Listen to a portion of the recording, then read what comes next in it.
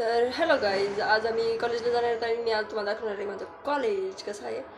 तर थोड्या चांगल्या चांगल्या कमेंट्स करा. बाय.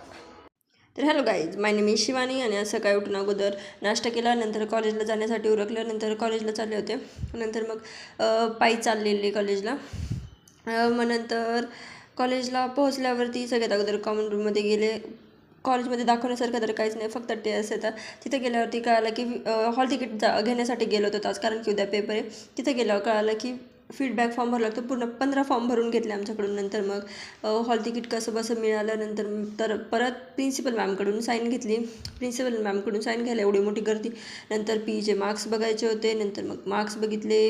आमचं कॉरिडॉर कॉलेजचं एवढा वेळ थांबवलं तिथं, तर 15-20 मिनटं थांबावं लागलं, नाही अर्धा तास थांबावं लागलं. नंतर मग परत पीचे मार्क्स बघायला गेलो वरती. नंतर मग कॉलेज सगळं काम झाल्यावरती मम्मीने काहीतरी बनाना आणायला सांगितले होते. नंतर मग बनाना घेतले आणि घरी आले. एक शॉकिंग गोष्ट माहीत झाली ती म्हणजे आईस्क्रीम 9 रुपयाला भेटली मला. लाईक असं